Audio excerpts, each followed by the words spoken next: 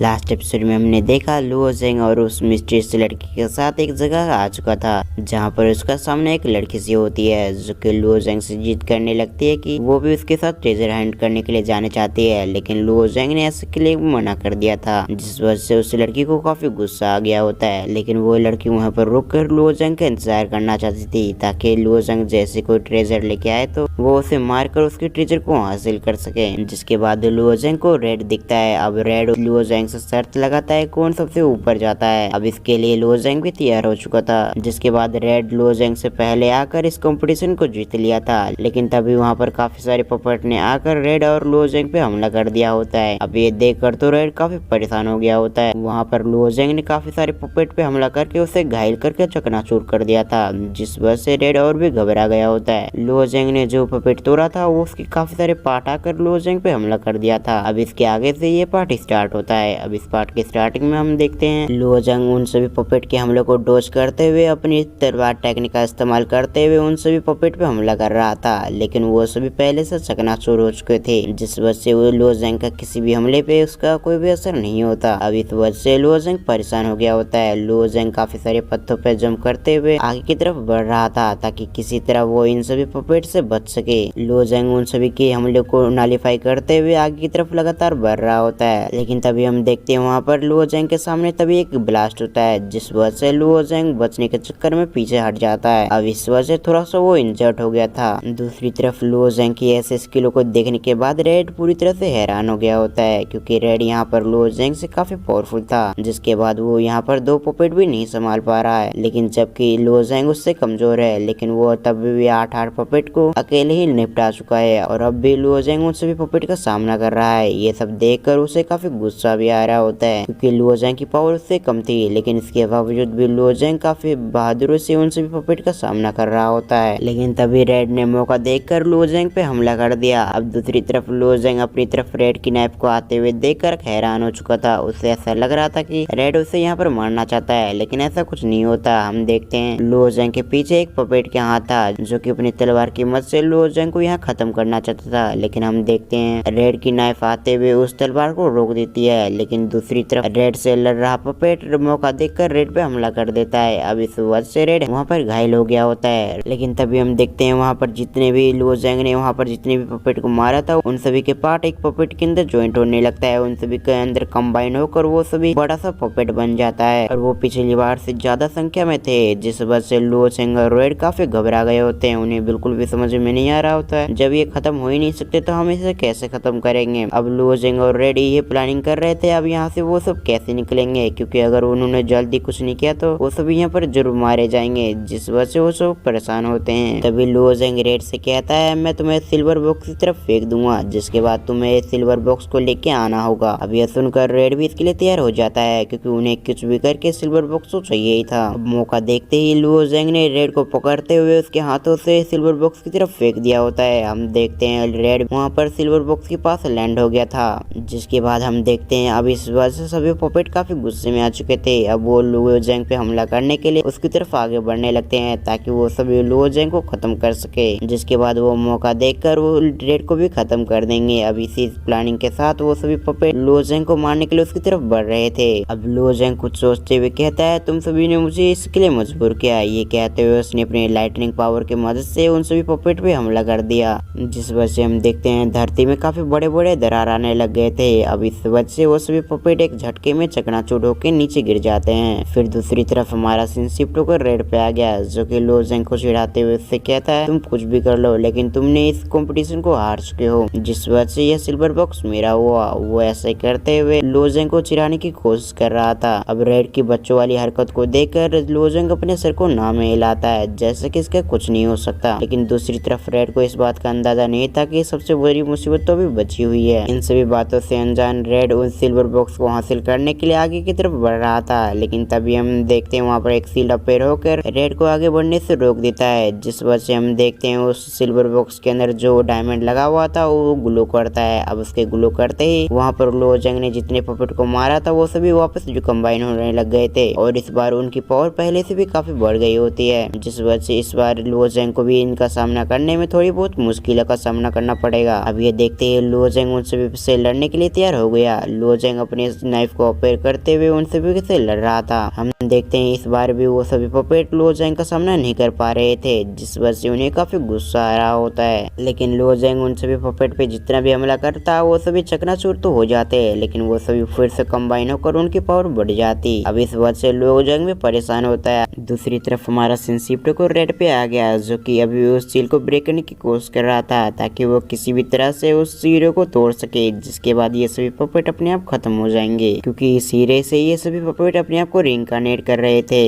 अब इस वजह से वो दोनों भी खुश हो गए होते हैं, क्योंकि कुछ भी करके उन्हें इस हीरे को तोड़ना था, जिसके बाद ये सभी पपेट अपने आप खत्म हो जाएगा। हम देखते हैं रेड ने अपनी नाइफ की मदद से उस सेल पे काफी बड़े बड़े दरार अपेयर कर लिए थे। अब इस वजह से एक पपेट लुओ जेंग को छोड़कर रेड पे हमला कर दिया, लेकिन हम देखते हैं वो हमारा रेड को लग पाता उससे पहले ही लुओ जेंग ने अपनी नाइफ से उस पपेट को खत्म कर दिया। अब इस वजह से उसे काफी गुस्सा आ चुका था, जिस वजह से हम देखते हैं वो पपेट एक झटके में खत्म हो गया था।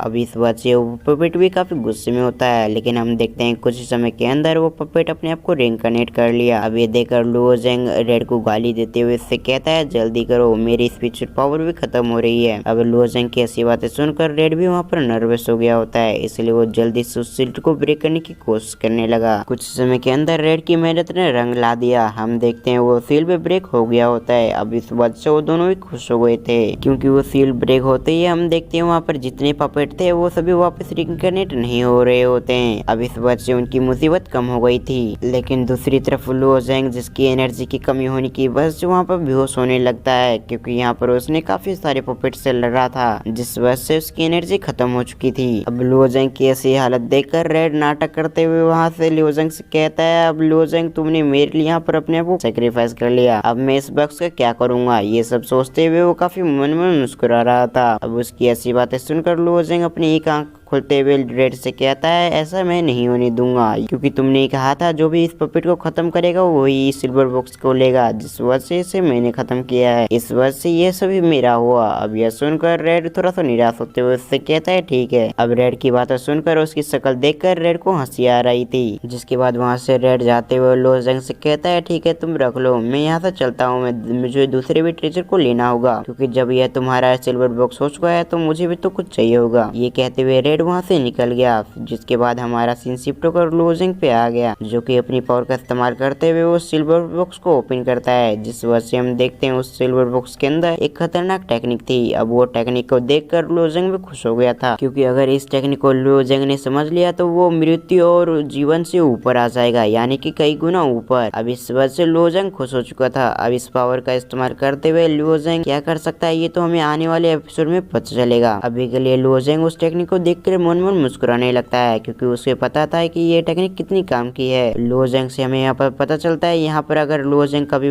मरता है तो इस टेक्निक की मदद से वो अपने आप को रिइंकार्नेट कर सकता है, जिस वजह से लुओ जेंग की कभी फाइट के दौरान मृत्यु भी हो जाती है तो वो अपने आप को इस टेक्निक की मदद से रिइंकार्नेट कर सकता है। लुओ जेंग उस टेक्निक को सीखने के लिए उस टेक्निक को ओपन करता है। हम देखते हैं उस स्क्रॉल के ऊपर होते ही हम देखते हैं लुओ जेंग उस टेक्निक के अंदर टेलीपोर्ट हो गया था। अब उस टेक्निक को जिसने बनाया था उसकी स्पिरिट वहाँ लुओ जेंग के सामने अपेयर होते हुए उससे कहती है, तुमने इस टेक्निक को ढूंढ लिया, यानी कि तुम इसके उत्तराधिकारी बन चुके हो, लेकिन मैं इस टेक्निक को देने से पहले मैं तुम्हें वो स्पिरिट लुओ जेंग को एक और टेक्निक देते हुए कहता है, तुम इस टेक्निक की मदद से तुम आराम से काफी लोगों को एक साथ ही मार सकते हो, जिसके बाद वो स्क्रिप्ट गायब हो गई थी। अब वो स्पिरिट के जाते ही हम देखते हैं लुओ जेंग अपनी असली दुनिया में आ चुका था। लुओ जेंग उस टेक्निक को अपने स्टोरिंग में स्टोर करते हुए साथ ही साथ उस सिल्वर बॉक्स के अंदर देखता है, जहाँ पर कुछ और भी कीमती स्टोन रखे हुए थे, जिससे भी लुओ जेंग अपने पास में रख लेता है ताकि वो समय आने पे उसका इस्तेमाल कर सके। जिसके बाद हमारा सीन शिफ्ट होकर रेड पे आ गया, जो कि कहता है इस पपेट की वजह से मुझे काफी भूख लग चुका है, अब यहाँ से निकल जाने के बाद मैं पहले खाना खाऊंगा, क्योंकि मुझे यहाँ पर काफी भूख लग चुकी है। वो भी ऐसी बातें सोच ही रहा था, उसी समय हम देखते हैं लुओ जेंग भी उसके पीछे आ गया होता है। लुओ जेंग रेड की तरफ देखते हुए उससे कहता है, तो तुम्हें भूख लगी है, तुम्हारी वजह से मुझे काफी अच्छा ट्रेजर मिला है, जिस वजह से मैं तुम्हें इनाम की जगह पे स्टोन देना चाहता हूँ, जो कि तुम्हारी कल्टीवेशन में काफी मदद मदद करेगी। अब उस स्टोन को देखकर